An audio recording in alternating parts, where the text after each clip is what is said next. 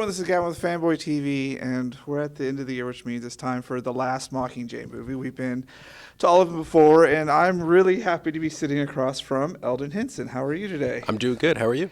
I'm really intrigued by these movies, and what was it like coming into this movie for the final two, and it's just been growing and building, and then you got this epic 2 movie fun to come into?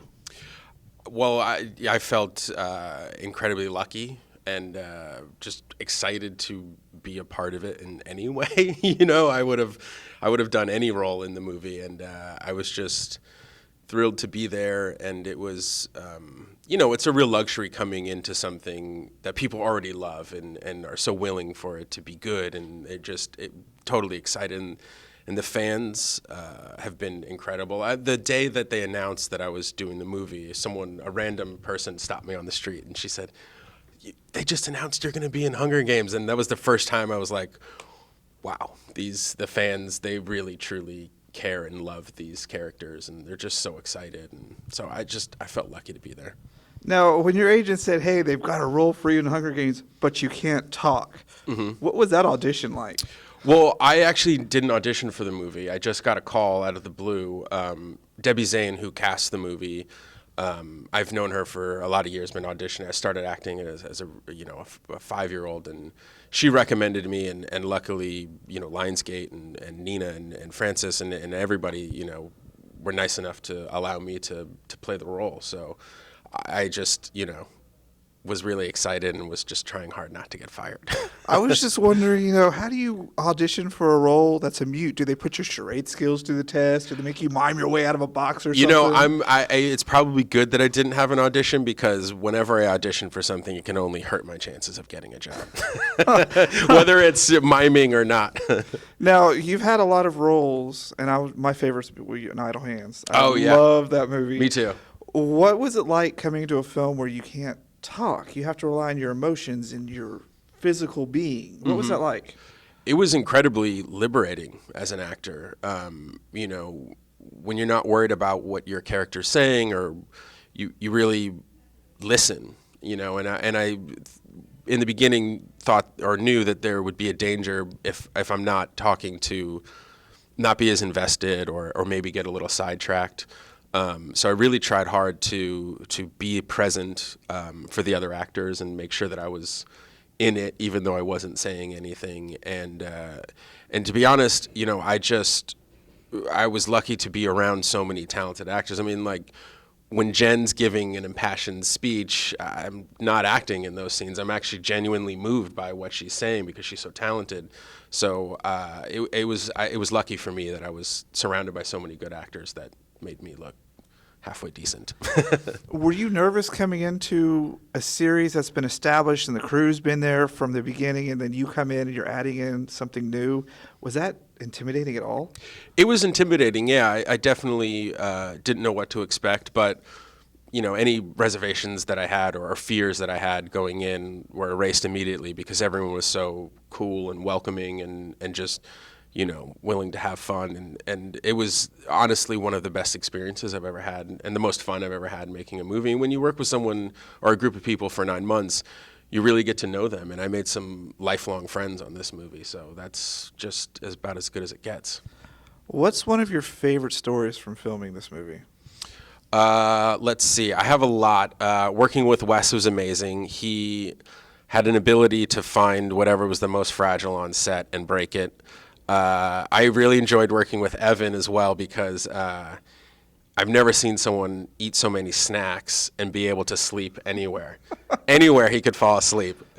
We called him snacks and naps while we were shooting. It was, I got to tell you, it was a lot of fun. And we got to shoot in Atlanta and then Paris and Berlin, and it was just incredible.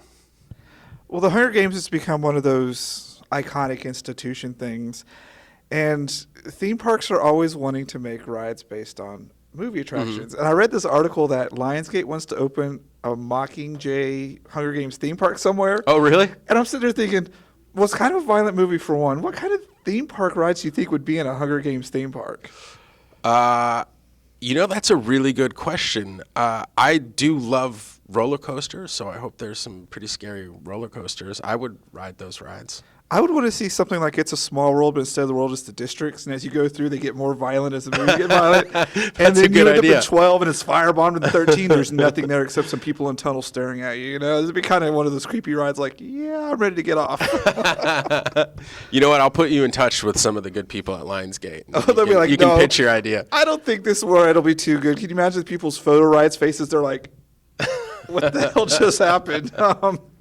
Yeah, well, I think I honestly, I mean, if they actually do that, I'm sure that it would be awesome. I mean, what they've done with these books, turning them into movies has been really exciting, and I think, really satisfying for fans. So, were you on Team Peter or were you on Team Gale by the end of the movie? That's a really difficult question because I know them as Josh and Liam. Yeah. And they're both such good guys. It's tough because Liam has that accent, which is dreamy. But Josh is he's a very, very intelligent guy. So I don't know. I wish I could just be on both of their teams. I was always more on Team Gale. I thought she should have ended up with him. Oh, yeah? They grew up together. They did all that stuff together. But, she did what she did. True. You never know. Women are difficult to figure out. So last question for you is, the other thing fans clamor for is more. Could they ever make a fourth Hunger Games book movie type of thing? I don't know. I don't think so.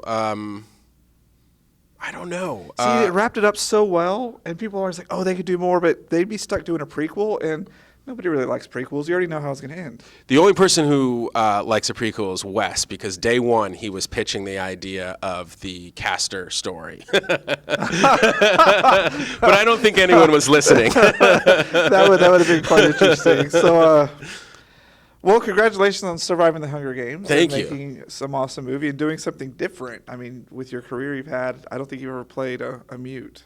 No, I never have. It was really fun. I just, my wife got pregnant with our first son right as we were starting shooting.